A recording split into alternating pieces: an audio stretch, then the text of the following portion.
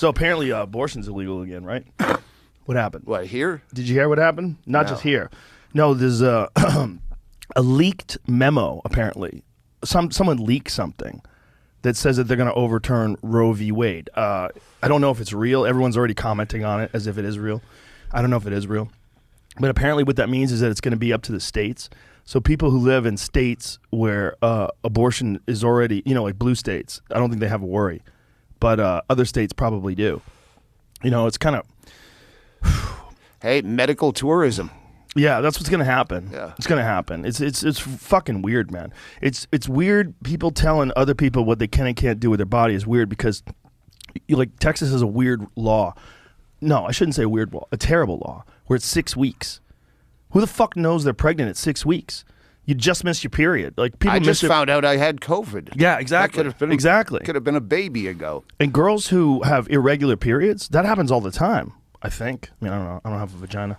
But that's what I hear. I hear it happens all the time. And so for the longest time, people have dealt with that and just sort of live their life and take a pregnancy test. And now you find out that you're pregnant. You literally have like a fucking week to find a place, get an abortion. If you want to get an abortion, make a decision. You have to make a decision, But the thing that I'm thinking of is people that have, if something happens to you, what if you get raped?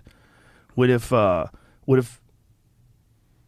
anything like that? Or what if, some, a family member molests someone? I used to have a bit about it, but it's a talking point. How should it be okay in cases of rape? That's like saying a fetus is a living thing unless his dad was an asshole. Right. How's it the baby's fault his dad was a Exactly, rapist? right. How is it the baby's fault that... But what if it's your father or something fucking crazy sick? Yeah. It's just, I just don't like, I don't like people telling other people what they can and can't do, but it gets weird when the baby gets 6 months old. It gets weird when they're really, really pregnant because in some states, for the longest, I don't know what the rules are now, but I know that some states had late-term abortions. And sometimes you need one for medical reasons, right? The woman could die if she gives birth. It's a decision that people have to make. Well, if you look back, what was your favorite part of being a fetus? Well, what was your favorite part of being 3? Should I be able to shoot you at 3 because I don't want to take care of you anymore? It's one of those things. It's like I am 100% for a woman's right to choose.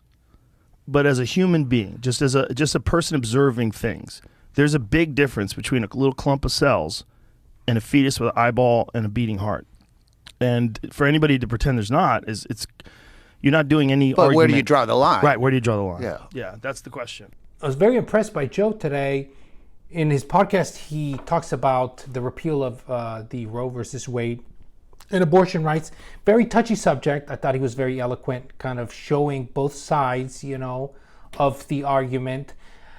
It is, it's something else. Apparently this is going to cause, on a federal level, for it to be illegal, and it's going to fall back on states.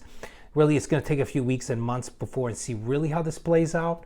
But it probably is going to become more difficult to get an abortion in many states, which is already, over the past few years, it has become more and more difficult, and it may become even more difficult. A lot of people see this as, a leap backwards.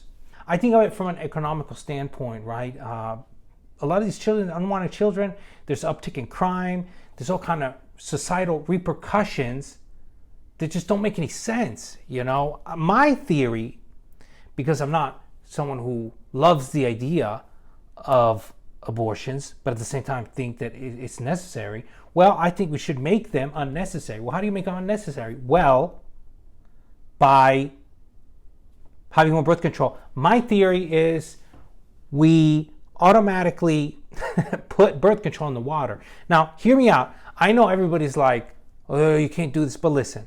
We sterilize everybody at birth, and then when you're whatever, you have a financial ability to take care of a child, you apply, and a permit is then approved based on your financial, economical, health, and you're allowed to have a child. Now, I know you're like, well, no, this is crazy talk, everybody should be able to have as many kids as they want at any point. And I'm like, okay, but here's the thing.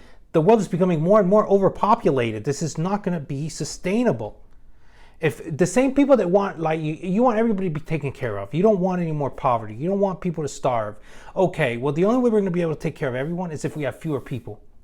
And even if you believe that we can sustain more people short term by increasing production, stacking agriculture, going vegan, I don't know, whatever you believe, 50, 100, 200 years from now, we are going to get to the point where it's no longer sustainable. So why not try to start proactively thinking of ideas so that we reduce unwanted children, that we reduce people that are unable to be taken care of? Hai capito?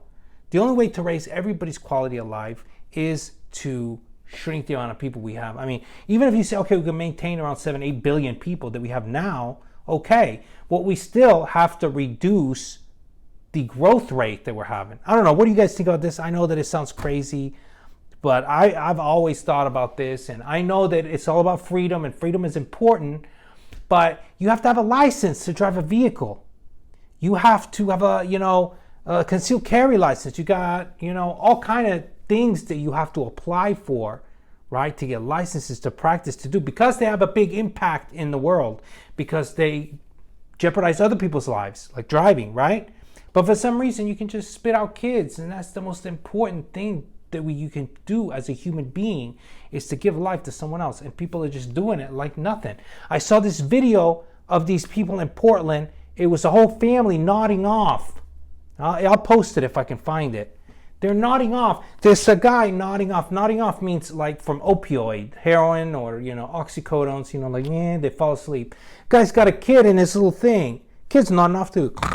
It's horrible. I don't say it. And the wife too. She's staggering. Everybody's nodding off.